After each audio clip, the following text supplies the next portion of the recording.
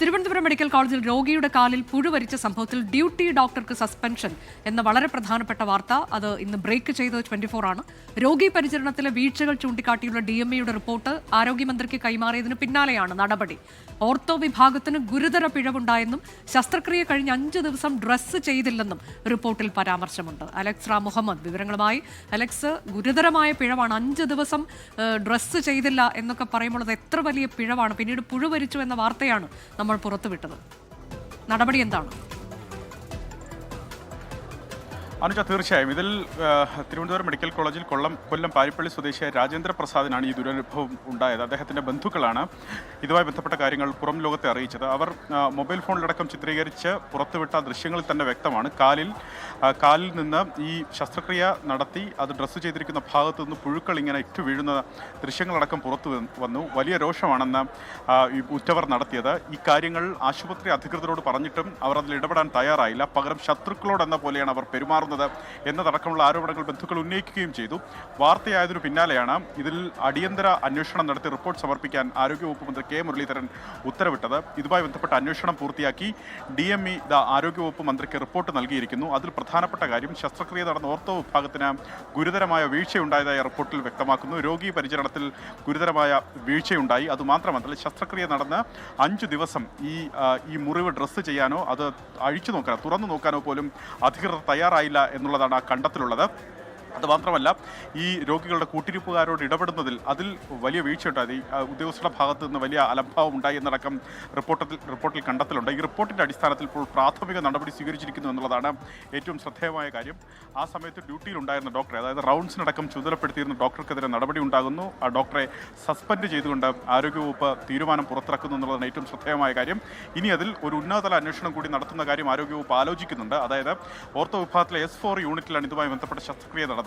S4 യൂണിറ്റിൽ doctor കിഷോറിന്റെ നേതൃത്വത്തിലായിരുന്നു ഈ ശസ്ത്രക്രിയ പൂർത്തിയായത്. ഡോക്ടർ കിഷോറിനെയും അന്നേ ദിവസം ഈ ഡ്യൂട്ടിയിലുണ്ടായിരുന്ന മുഴുവൻ ജീവനക്കാരെയും, അത് നഴ്സുമാരാകട്ടെ PG വിദ്യാർത്ഥികളാകട്ടെ, അവരെല്ലാം വിളിച്ച് മൊഴി രേഖപ്പെടുത്തിയിരുന്നു.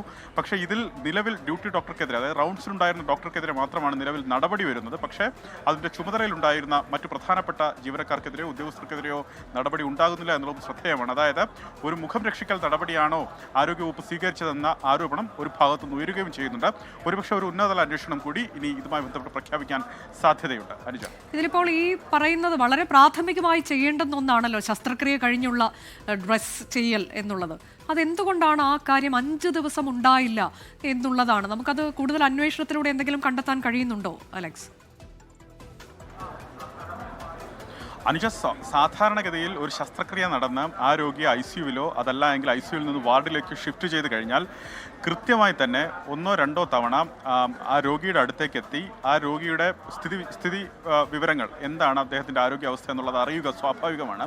അത് സ്വകാര്യ ആശുപത്രികളാകട്ടെ, മെഡിക്കൽ കോളേജ് ആകട്ടെ, മറ്റു സർക്കാർ ആശുപത്രികളാകട്ടെ, അതാണ് സർക്കാർ സാധാരണഗതിയിൽ നമ്മൾ കണ്ടുവരുന്നത്. പക്ഷേ ഇവിടെ ICUവിൽ ഒബ്സർവേഷനിലുള്ള ഈ രോഗി, ശസ്ത്രക്രിയയ്ക്ക് ശേഷം ഒബ്സർവേഷനിലുള്ള ഈ രോഗിയുടെ മുറിവഴിച്ച ആ മുറിവിൻ്റെ അവസ്ഥ, അതിന് ഇൻഫെക്ഷൻ ഉണ്ടായിട്ടുണ്ടോ അതല്ലെങ്കിൽ അത് ഡ്രസ്സ് ചെയ്യണമോ എന്നുള്ള പ്രാഥമികമായ കാര്യമാണ് നിറവേറ്റപ്പെടാതെ പോയത്.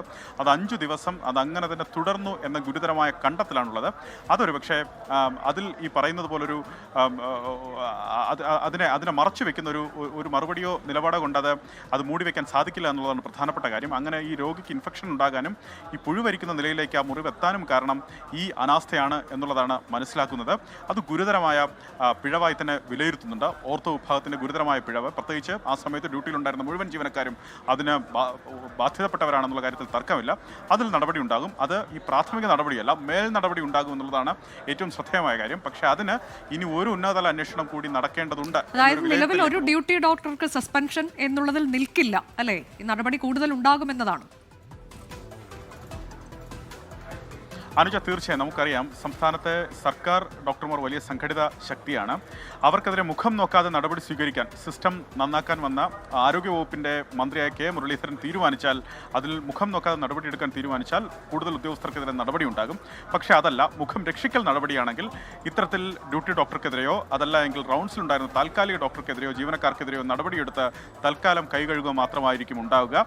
പക്ഷേ അതല്ല എങ്കിൽ സ്വാഭാവികമായി അദ്ദേഹം മുഖം നോക്കാതെയുള്ള നടപടിയിലേക്ക് നീങ്ങിയാൽ കൂടുതൽ ഉദ്യോഗസ്ഥർക്ക് അവർക്കെതിരെ നടപടി വരും. പ്രത്യേകിച്ച് ആ S4 യൂണിറ്റിന്റെ തലവനെതിരെ അടക്കം നടപടി വരാനുള്ള സാധ്യതയാണ് കാണുന്നത്.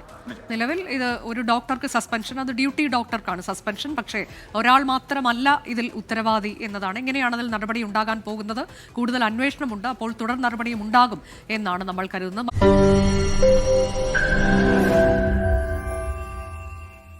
ലോകത്തെവിടെയായാലും ഏത് സമയത്തും 24 വാർത്തകളും ഓഗ്മെന്റഡ് റിയാലിറ്റി പാക്കേജുകളും എക്സ്പ്ലെയിനറുകളും വിശദമായി കാണാൻ ഞങ്ങളുടെ യൂട്യൂബ് ചാനൽ നിങ്ങൾക്ക് സബ്സ്ക്രൈബ് ചെയ്യാം.